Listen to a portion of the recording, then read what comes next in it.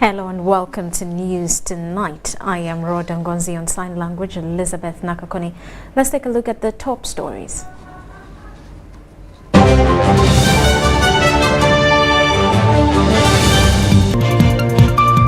Parliament wants government to implement relocation of all government ministries to Wevaja. At least 28,000 former combatants receive amnesty, with most smoothly reintegrated. High Court Criminal Division allowed the DPP to take over case filed against General Muhoozi Kainerugaba, and NUP leadership starts nationwide Kungagwanga campaign in Fort Portal. Amnesty. Hello once again. The Uganda Amnesty Commission continues to work closely with communities welcoming ex-fighters. About 28,000 former combatants have received amnesty, with most smoothly reintegrated. The chief legal advisor notes amnesty is a right, though exceptions for denial exists. The Uganda Amnesty Commission has so far granted amnesty to 28,500 ex-combatants who openly denounced rebellion in various parts of the country. This positive gesture has contributed to a reduction in criminality. Among those granted amnesty are high-profile individuals who had committed atrocities, whether through recruitment, abduction, or personal choice. Remember the late Bamuze from the Arua region. You remember the recently returned people from the Central African Republic, and there was a Major General whom we are now considering to grant amnesty. There is also the Omusinga of Renzururu, the king, and we have already granted amnesty, and very soon we shall re-engage with the process of meeting some of the people who were involved in that incident. Nathan Twino, the chief legal advisor of the Amnesty Commission, emphasizes that amnesty is not extended to children who engage in rebel activities without consent. But if you were abducted and you are an adult and you commit offenses while in the bush, then you will be granted amnesty if you ask for it, for the offenses you may have committed while in the bush. Some who may have committed very serious offenses, we will not grant amnesty.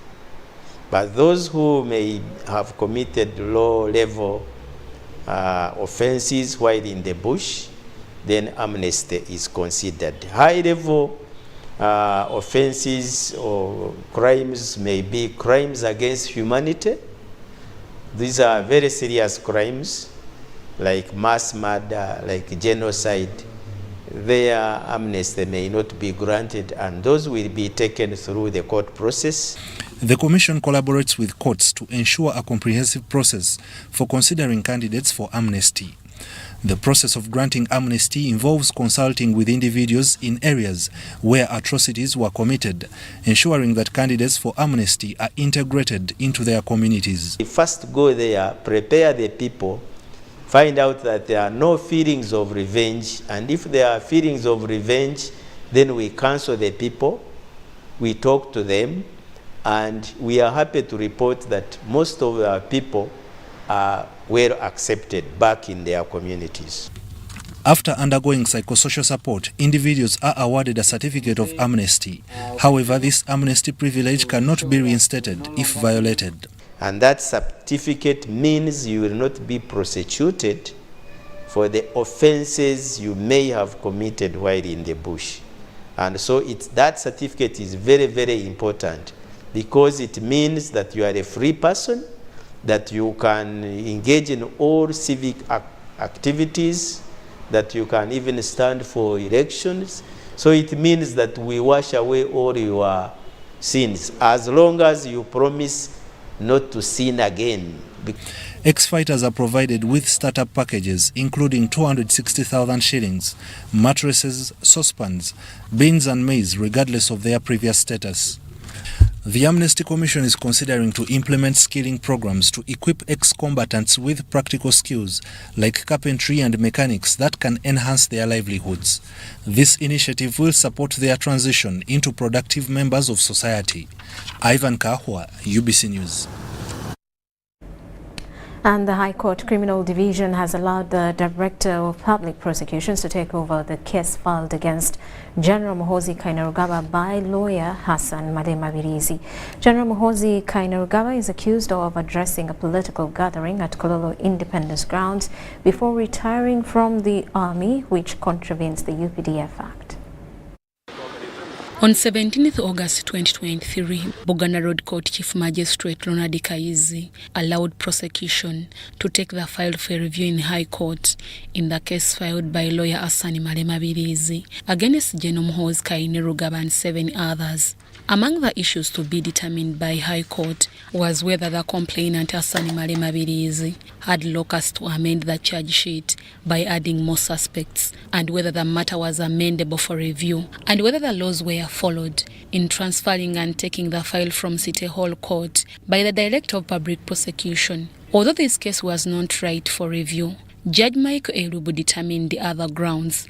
Basing his ruling under Article 120 of the Constitution, the Director of Public Prosecution's Office has a right to take over any case and at any time. His complaint that his right to be heard was flouted is therefore unfounded.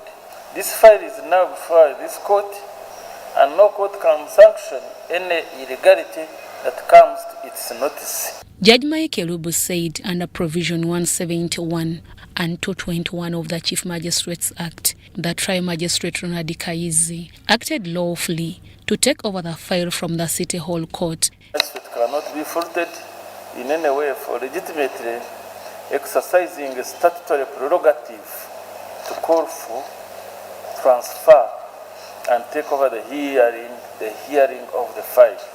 In the result, it is directed that the amended charge sheet filed on the 13th July 2023 was received in error and is accordingly struck out.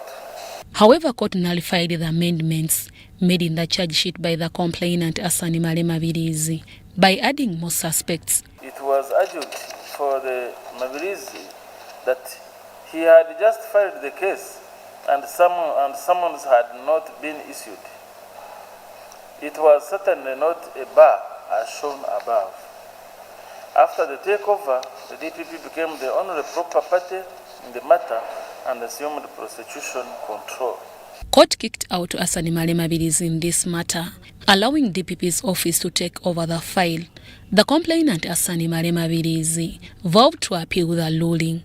Because Judge Elubu is contradicting himself.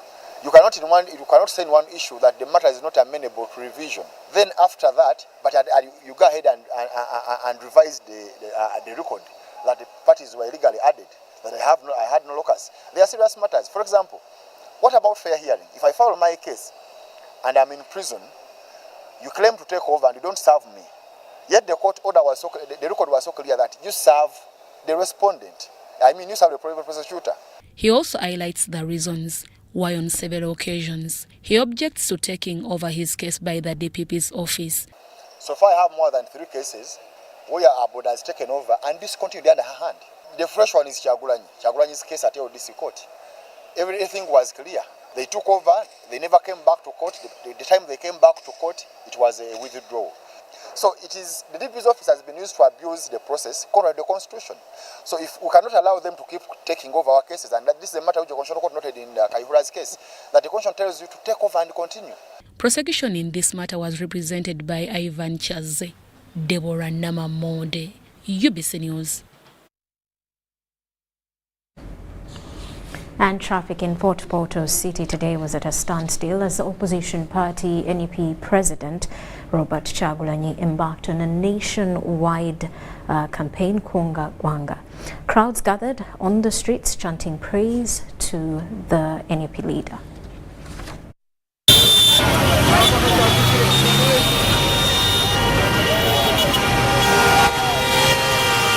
Opposition National Unity Platform Party President Robert Kyagulanyi Ssentamu arrived in Fort Portal accompanied by other party members from different regions.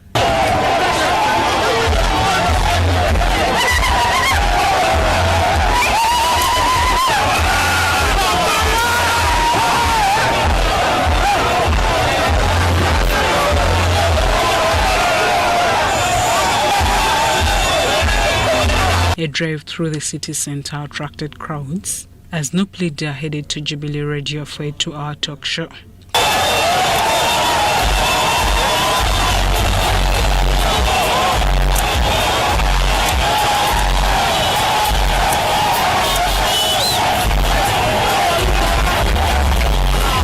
Party supporters gathered outside the radio premises, with many listening in on their cell phones. Party members who talked to share the awakening Uganda campaign and peaceful political coexistence without any interference. It shows a good picture and they should continue with that spirit because we're in a multi-party system.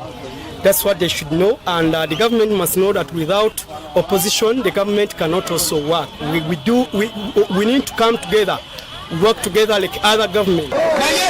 Tetwagala kukozesa violence, tetwagala kukozesa mundu, twagala mmwe bannayuganda kennyini mututeke mu buyinza, twagala kukomyawo kye bayita servant leadership, ng'omukulembeze yenna abeera mukozi w'abantu, obeera servant, bano abantu be babosi, kuba abakulembeze babeerawo ku lw'abantu. A good politician lwosemera kugira okutu habuli mwebembezi wena owakubayizire okola ebintu bisatu oyicho ohulirize ogarukemuko okola enchwamu. This then opened party office at Ruhandika Street and headed to Whispering Gardens.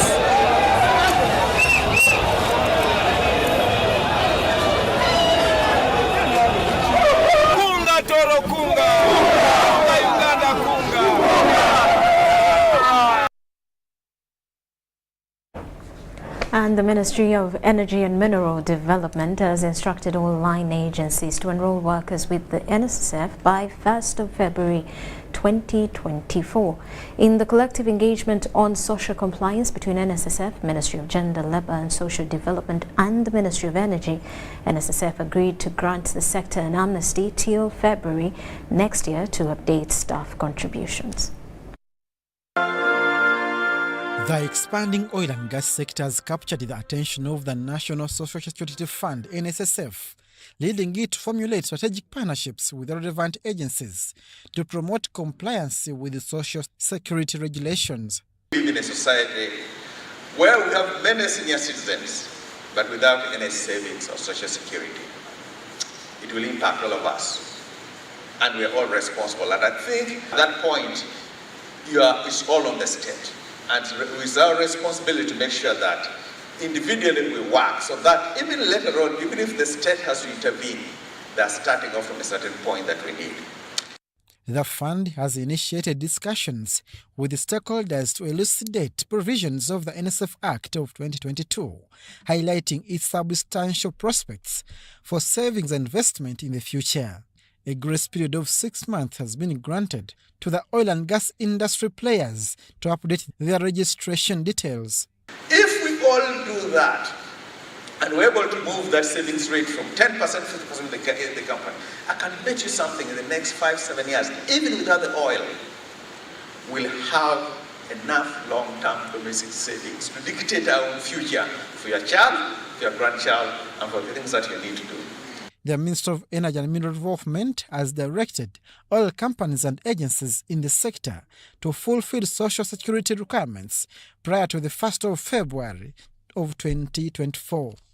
They committed just a percentage of revenue from oil and gas into the government pension fund, which fund guarantees social benefits to entire population. With Uganda now adopting a whole of government. Ideally, every employee should be remitting, every employer should be registered, and every employer should be complying with the timelines in the law. These are statutory obligations.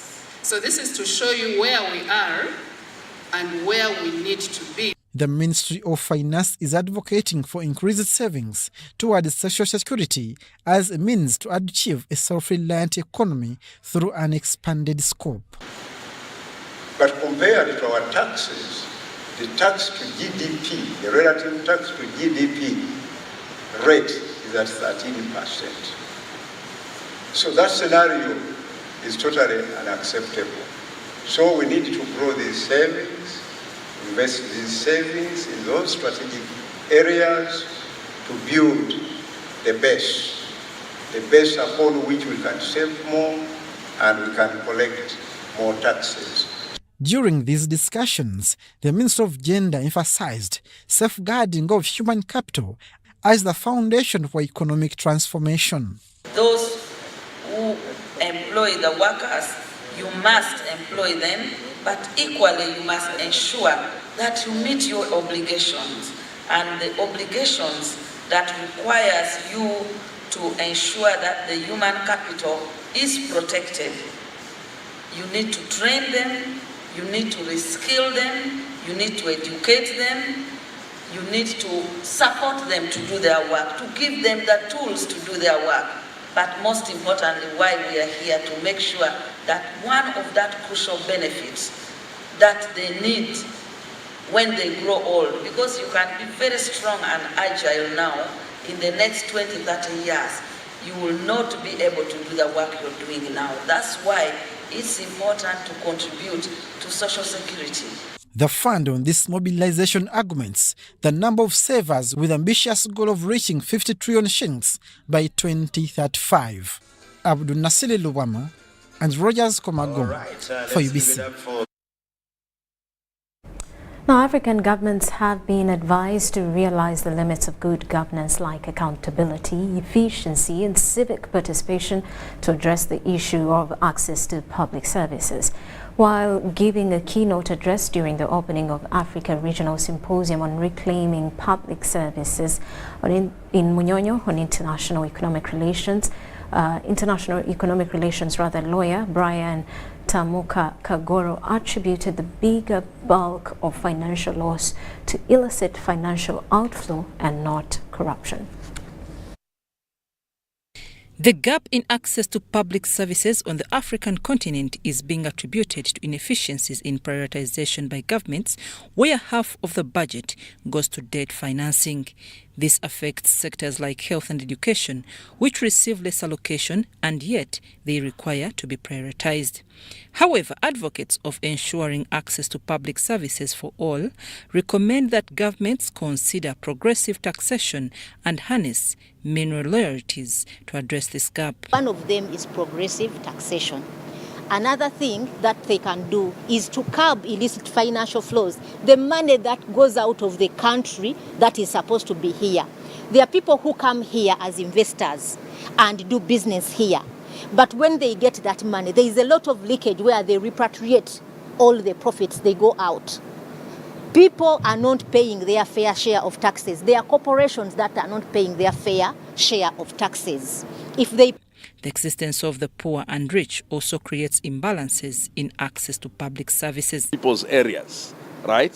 When those, as we heard in this conference, who are part of the emerging middle class make money, instead of demanding that the state should provide public service, they invest in their own alternatives. If there's no water, they do boreholes or water tanks. If there's no electricity, they do solar and generators, and etc. So the poor people are left on their own.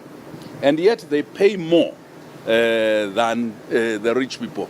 To revitalize public services, governments have been advised to realize the limits of good governance. Corruption is important. Africa loses the entire amount of money that Africa loses or has lost over the last 50 years has been, yes, 5% attributable to corruption, but the bulk is attributable to illicit financial flows. They are not illegal.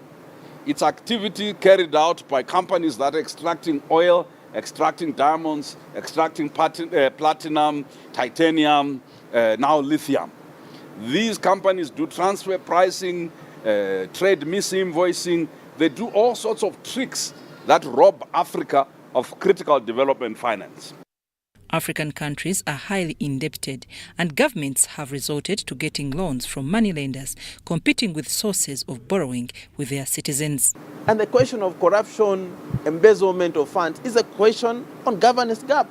When we borrow the loans, how much do we use them within the service delivery of people? For me, if everything we borrow would be used exactly as well, we would not be indebted the way we are. The symposium will harness expertise to ensure people access health and education services, push for development of a new financial architecture, and also come up with African Manifesto on public services. I'm Nafka Farida and Stephen Kalesia in Monyo. And Parliament wants government to expedite the implementation of the strategic plan to relocate all government ministries, departments and agencies to Webaja as a means of decreasing expenditure on renting office premises. This is contained among the 16 recommendations in the report of the Parliament's Sectorial Committee on Tourism, Trade and Industry on the utilization of Supplementary Budget 2021-22, the Ministry of Trade, Industry and Cooperatives for rent of new office premises. The committee also tasks the Inspectorate of Government to investigate the former Permanent Secretary, Grace Adong Choda, for initiating a supplementary outside of the relevant procedures. The Parliamentary Committee on Tourism, Trade and Industry, chaired by Mwine Mpaka, reveals that the foul play in the management of 8 billion supplementary budget meant for renting of new office premises at Kingdom, Kampala, originates after Grace Adong Choda, the former Permanent Secretary for the Ministry of Trade, Tourism and Cooperatives, based on what was described as personal conviction and statements that the farmer's house, which houses the ministry, was dilapidated and unfit for occupancy. Permanent Secretary Mrs. Grace Adong Choda was transferred from the ministry in November 2021, and she handed over office on 25th November 2022 to Mrs. Geraldine Sally, the current PS and Accounting Officer, Ministry of Trade. Although the work plan to rent the new offices was later reviewed after the approval of the Permanent Secretary for Ministry of Finance, Planning and Economic Development to renovate the farmer's house, the report contains the cost. Recently, the Permanent Secretary, Geraldine Sally, explained why she changed the work plan, which was initiated by her predecessor. That if I actually did something like going off to pay 8 billion per year, vis-a-vis the little surcharge I pay here of 141 million per year, I just knew that my appointing authority would cut me out in the first 2-3 months of that decision. So I decided to explore the options of renting, fixing the building, because I thought it was a very good building. Grace Adong Choda being investigated by the Inspectorate of Government and the DPP with a view of prosecution under Section 11 and 20 of the Anti-Corruption Act 2009 for initiating a request for a supplementary budget worth 8 billion for rent. In the process of renovating the farmer's house, the report pins ministry officials on exaggerating transport fares to the tune of 570 million to shift documents from Kampala to Entebbe. Mwine Mpaka says the Auditor General should initiate a forensic audit to the effect. With the view of compelling the culpable public officers to refund the monies expended to them irregularly. The 16 recommendations in the Mwine Mpaka's report provides for a solution that government speeds up the strategic plan to relocate all its ministries, departments and agencies to Bwebaja intended one-stop point to avoid costs of renting and further mismanagement of funds. 15, government should finalize and undertake deliberate measures to implement the strategic plan for relocating all government ministries, departments and agencies to Bwebaja as a means of decreasing government expenditure through rent of office premises. And lastly, Right Honourable Speaker and Honourable Members, accounting officers should desist from undertaking expenditures that exhibit lack of appreciation of accounting laws, regulations and procedures. We all have a duty to fight corruption in this country, and my ministry will be working with other authorities to take action on the recommendation by the committee. Thank you so much, Honourable Minister. Daniel Mugoya, Gloria Gwitabinji, UBC News.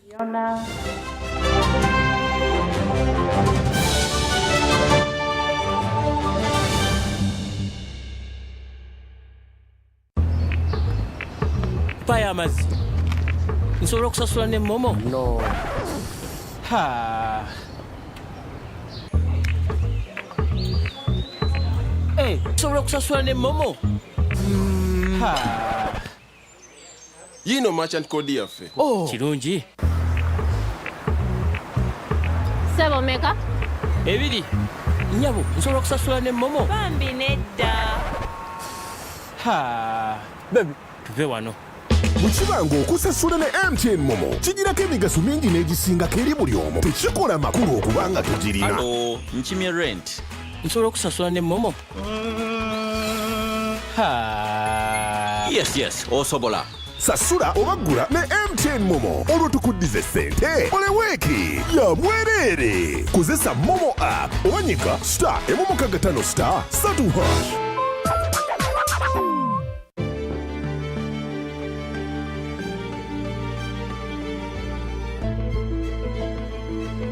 Uganda's oil and gas activities are undertaken in line with the updated environment legislation and benchmarked on international best practice standards in order to continuously ensure coexistence between the oil activities and Uganda's rich biodiversity.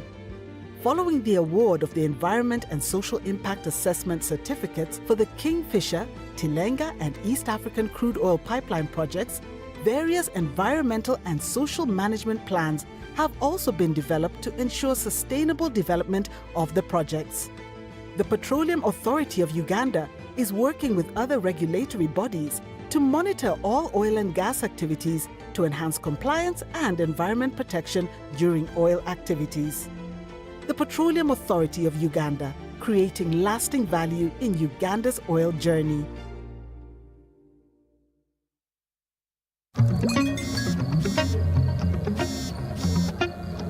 Hello, darling. Hi, Granny. What did you do this weekend? Well, on Friday, I went on a science trip with my classmates to Windy to see the gorillas. Then we watched the Cup final in London. On Saturday, my friends and I met up to hunt some dragons again. Also, I taught the vacuum cleaner and the TV this new dance everyone's doing. They're really getting into it.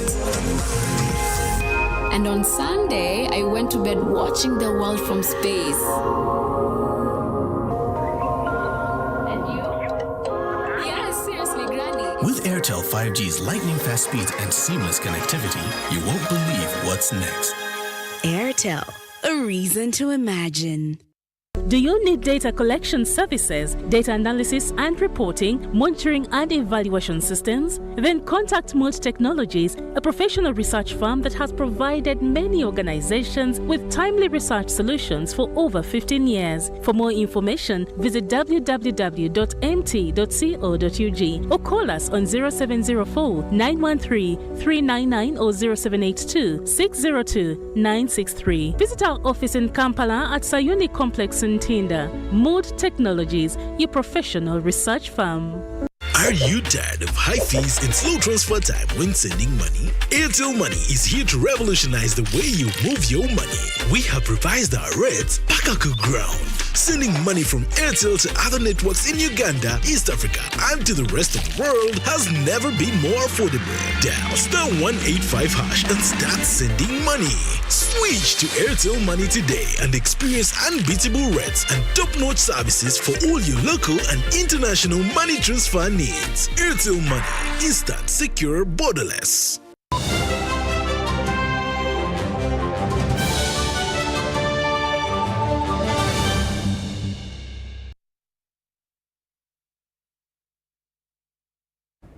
Welcome back. You are still watching News Tonight. Sydney Asubo has officially handed over office to Sam Wandera, the new Financial Intelligence Authority Executive Director. The transition was overseen by the State Minister for Finance, responsible for general duties, Henry Musasizi, who has been the key government patron overseeing the authority since its inception. Earlier, the new Executive Director, Wandera, held the position of Director of International Relations and Training at the FIA. Honourable Minister, I want to commit, as you have already indicated, that we are associated with success, and I equally want to assure you that I am also associated with success. In Section 29 of the Anti-Money Laundering Act, both the Executive Director and Deputy Executive Director serve 4-year contracts and can only go for 2 terms. Currently, Mr. Wandera will not have a deputy, as a search is underway to appoint a new Deputy Executive Director and a new Director of International Relations. We don't want to create a vacuum. In the meantime, you can see what to do. We don't want to go to Jordan and say we don't have it can also be an issue. Like we worked towards having a replacement for Sydney before we asked that question. After serving 9 years at FIA, Sydney Asubo has been appointed to the advisory board to guide Uganda's efforts to be removed from the Financial Action Task Force's grey list.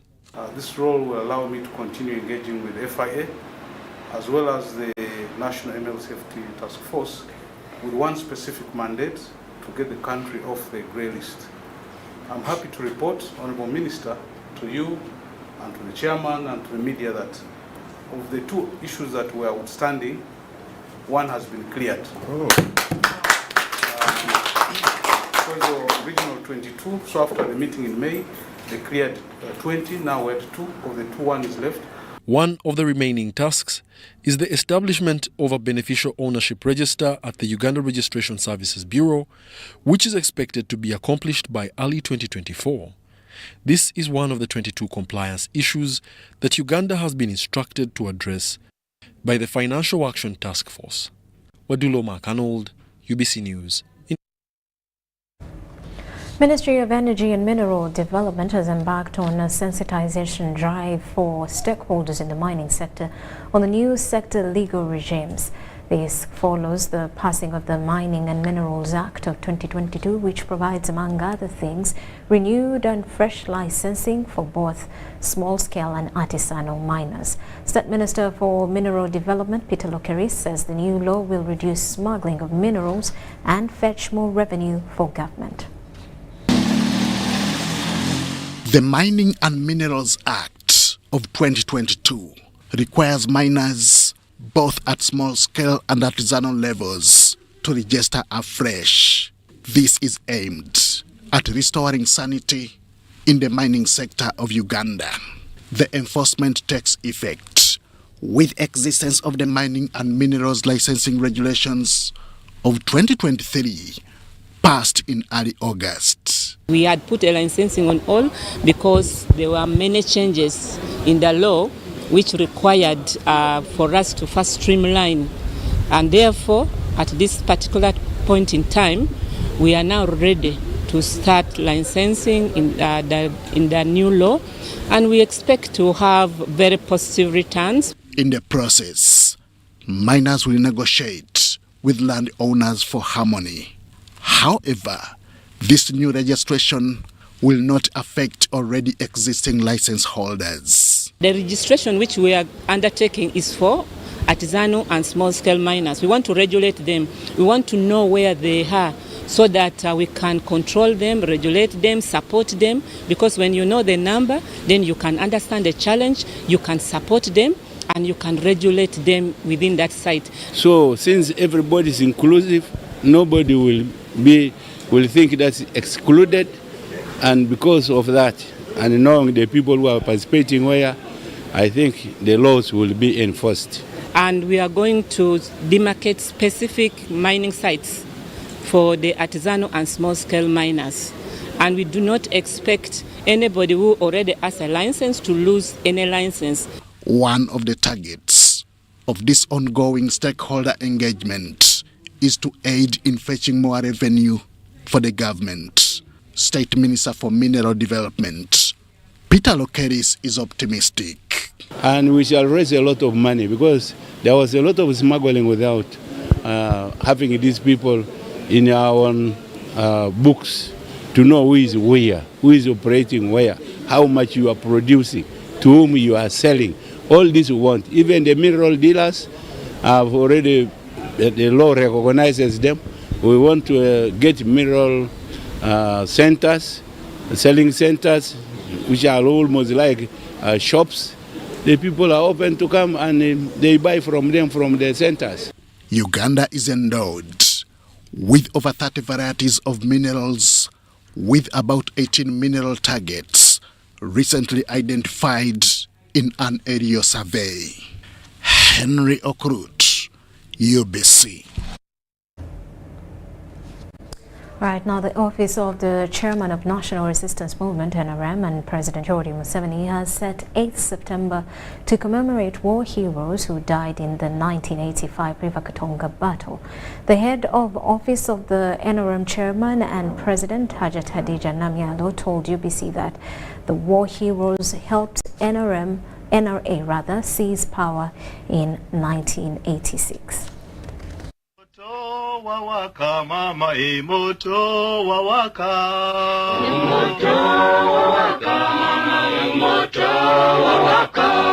During the 5 years of the NRA war, the battle against the Obote II government, these heroes fought many battles, including that of Katonga, which led to the fall of Kampala.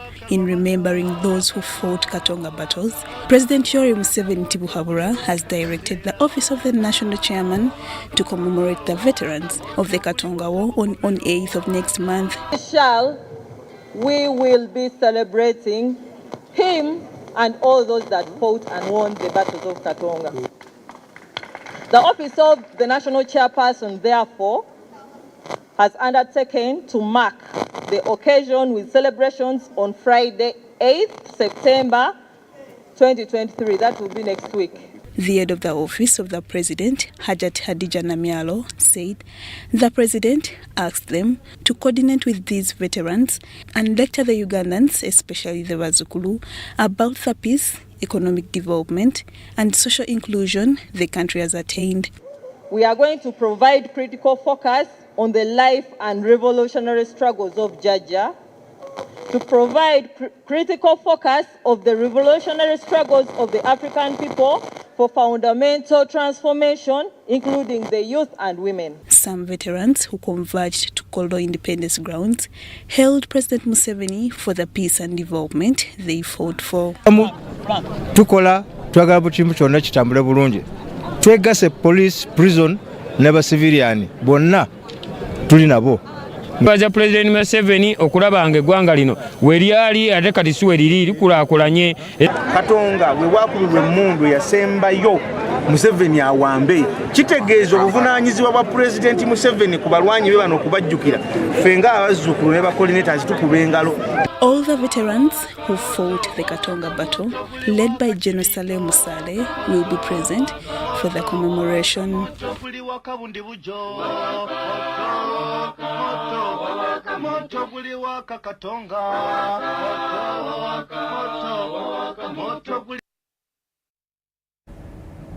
Instead, Minister for Internal Affairs General David Muhoozi has commended the East Africa partner states for countering transnational threats on Lake Victoria. Muhoozi says the joint efforts will curb organized crime carried out on the lake and foster economic growth.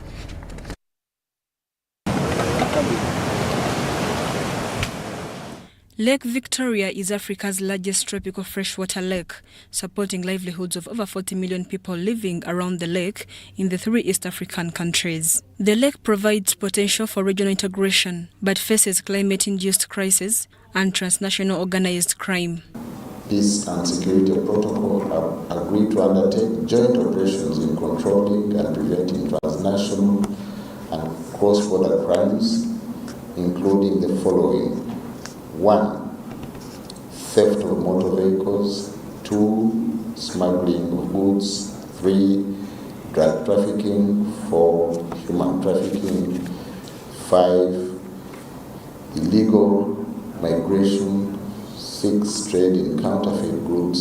7. Intellectual property piracy. And 8. Any other transnational and cross-border crimes.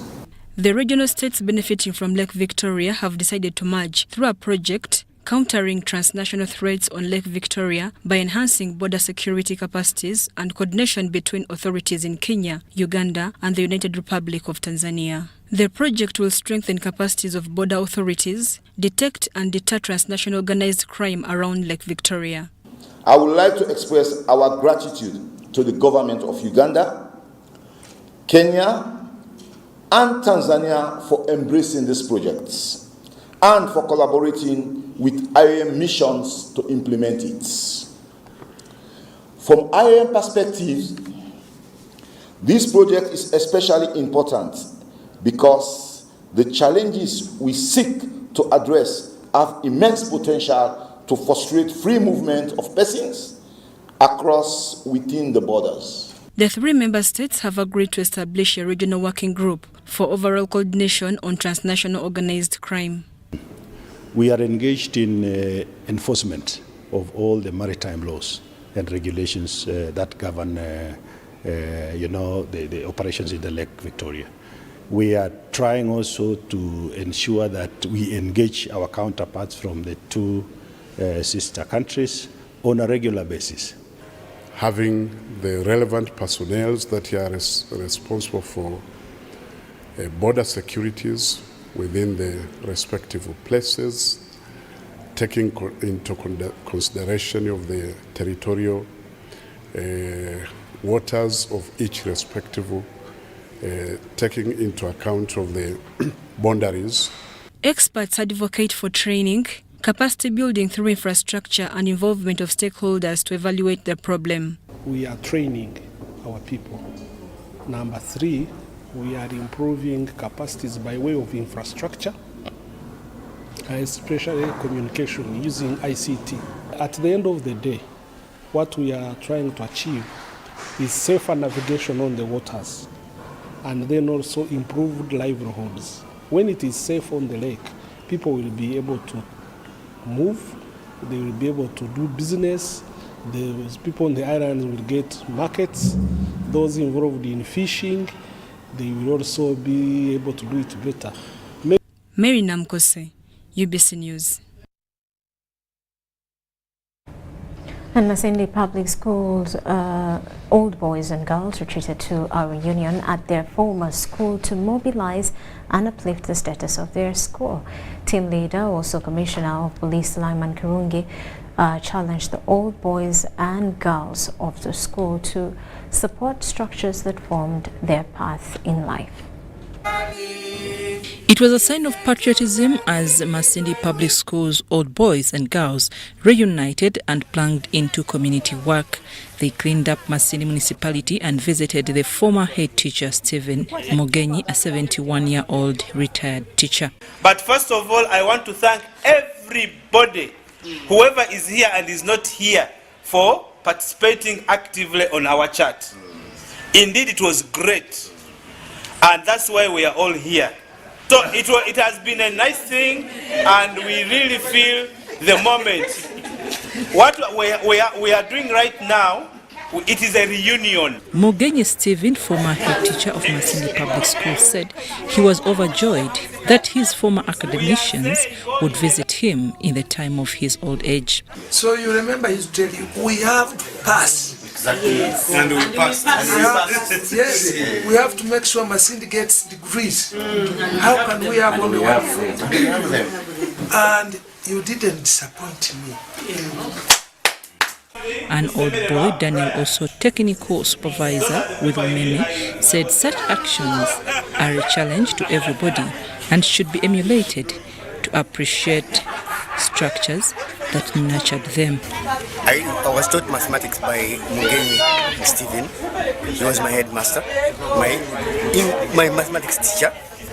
I did mathematics so well, and he did tutor me so well. And I love the profession of teaching because we've come to do a school reunion. Why? Because we still remember him.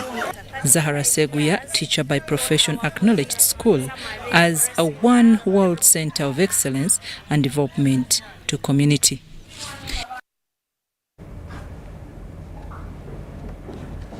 And with that, we take a quick break. When we return, business news.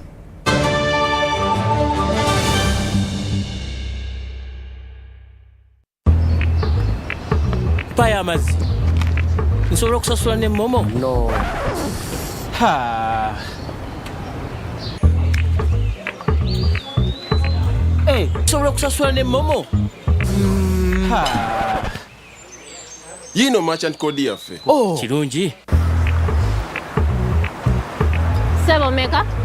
Ebiri. Nyabo, nsobola okusasula ne Momo? Bambi nedda. Ha. Baby, tuve wano. Mukibango okusasula ne MTN Momo kigirako emigaso mingi n'egisingako eri buli omu tekikola makulu okubanga tugirina. Hello, nkimye rent. Nsobola okusasula ne Momo? Ha. Yes, osobola. Sasula obaggula ne MTN Momo olwo tukuddize ssente oleweeki ya bwereere. Kozesa Momo app owanyiga *155*3#. Do you need data collection services, data analysis and reporting, monitoring and evaluation systems? Then contact Mold Technologies, a professional research firm that has provided many organizations with timely research solutions for over 15 years. For more information, visit www.mt.co.ug or call us on 0704 913 399 or 0782 602 963. Visit our office in Kampala at Sayuni Complex in Tinda. Mood Technologies, your professional research firm. Hello, darling. Hi, Granny. What did you do this weekend? Well, on Friday, I went on a science trip with my classmates to Windy to see the gorillas. Then we watched the cup final in London. On Saturday, my friends and I met up to hunt some dragons again. Also, I taught the vacuum cleaner and the TV this new dance everyone's doing. They're really getting into it. And on Sunday, I went to bed watching the world from space. And you? Yeah, seriously, Granny. With Airtel 5G's lightning-fast speeds and seamless connectivity, you won't believe what's next. Airtel, a reason to imagine. Here is the 2023 musical launch of the year. 16th of September 2023, Kololo Ceremonial Grounds will be the only place to be, as the whole of Uganda will gather to witness the Museveni Awoma musical launch by Eman Sereko, also known as Munamasaka. Don't miss all your artists, comedians, stage and movie actors, members of parliament, ministers, leaders at different levels, led by the Right Honorable Premier Robin Nabanja. The chief guest of the day will be the one and only Sabalwanyi Jajamwami, His Excellency Yoweri Kaguta Museveni, all at a free entry at Kololo Ceremonial Grounds on the 16th of September 2023. Do not miss. Dear Dear Airtel customer, we know that there are days when unexpected stays in hospital stand in the way of your family's welfare. That is why Hospital Center is here to give you up to 100,000 shillings every night you spend in hospital. Hospital Center also offers up to 4 million in funeral benefit. Dial star 185 star 7 star 6 hash to purchase Hospital Center on Airtel Money for as little as 1,000, 3,000 or 5,000 shillings a month. Your cover for the first 1 month is free. Hospital Center is underwritten by Prudential and powered by Turaco. Prudential and Turaco are regulated by the Insurance Regulatory Authority of Uganda. Airtel Money is regulated by the Bank of Uganda.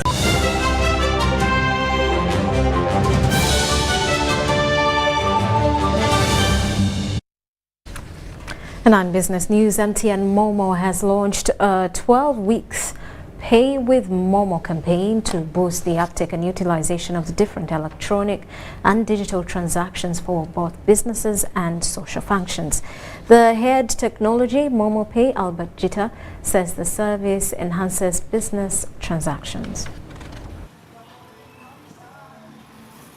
Hospitals, petrol stations, supermarkets, vendors, service providers, to mention but a few, are all using electronic and digital financial solutions in their businesses daily. MTN Momo Pay has launched a campaign, Pay with Momo, to boost the uptake and utilization of these digital platforms. We are realizing that while yes, we are having more than 11 million customers using mobile money today, and we are seeing that the majority of the transactions we see is paying money to each other. We are seeing that people are sending money to the villages, to their fathers, and even people send money for medical bills. But what we see is that the money is withdrawn and then they are again paying. So we are saying there is no point of withdrawing the money. You can actually use the money within the wallet because each of the merchants has what we call a Momo Pay wallet, and they will do a Momo Pay is accepted across the country, so you can directly pay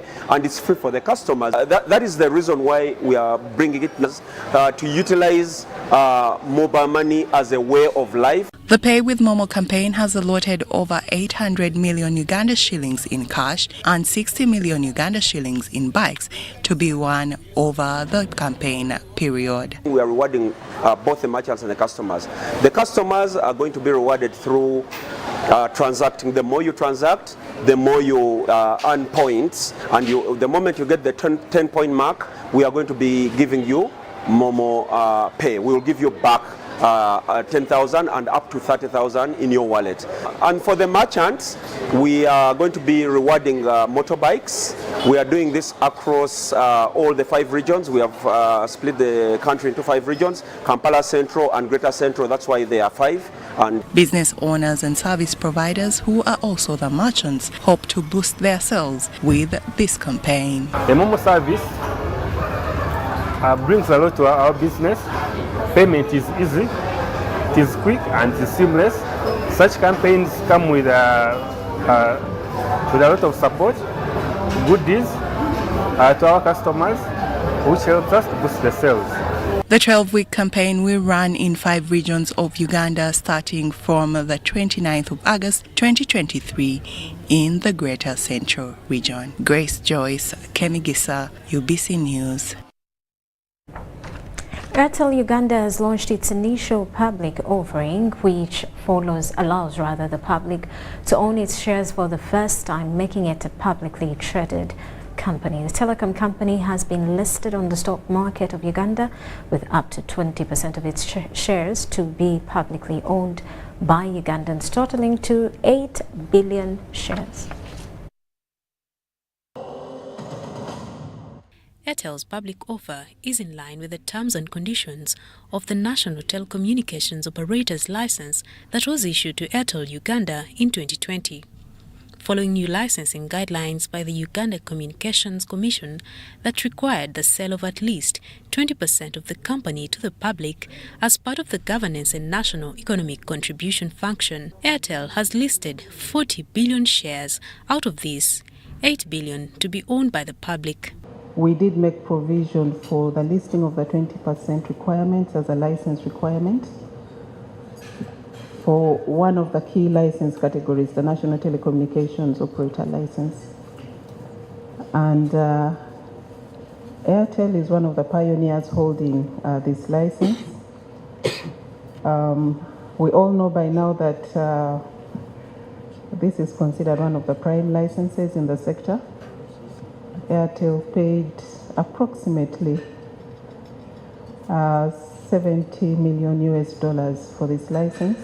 Importantly, the IPO gives preference to Ugandan investors, including the company's customers, to own a share in Uganda and participate in our future growth story. This is very much in line with one of our core values of customer centricity. Finally, I would like to highlight that we believe this IPO will enhance Airtel Uganda's profile across the continent. Ugandans, especially the young population, is advised to expand their savings into equity instead of leaving the market to foreign investors. 30 million people below the age of 30 with a lot of potential and capacity to grow and nurture a lot of innovations to commercial scale and also create employment opportunities in the process. So today, as we gather here to witness the launch of the IPO prospectus for Airtel Uganda, we are reminded of the intricate dance between private sector dynamism and public sector stewardship. Companies looking to raise funds from the public markets have been commended to view corporate governance as an investment option for their growth. If a company's corporate governance standards are quite low, investors price in this, this ease of, getting access to the public markets. So I want to really encourage businesses out there. That's not a cost. Please view corporate governance as an investment. It helps to enhance your value, whether you're going to be trying to raise money from the public markets or the private markets. Airtel Uganda becomes the second company to go public under the new regulations and guidelines. Myron Awori and Dan Lugemwa, UBC. And with that, let's quickly take a look at how the shilling fared against other currencies.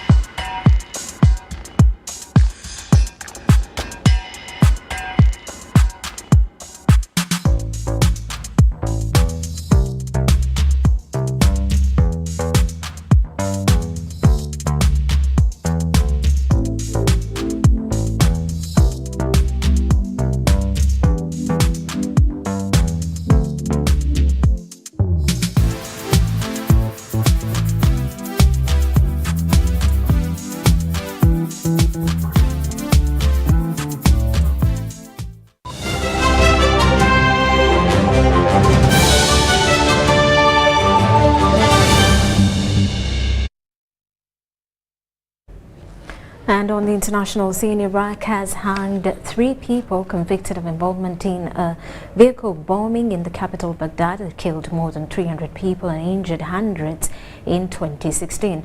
At least 323 people were killed in the car bombing that sparked raging fires in Baghdad's Karada shopping area ahead of the Eid al-Fitr festival. Prime Minister Mohammed Shia al-Sudani's office did not name those executed or say when they had been sentenced.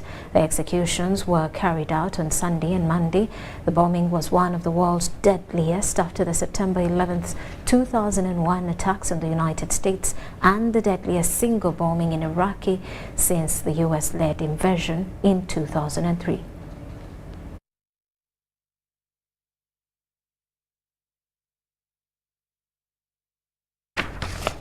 Well, that does sum it up for News Tonight. For now, we do return at 10 o'clock with more details. Elizabeth Nakakoni on sign language. I am Rhoda Ngonzi.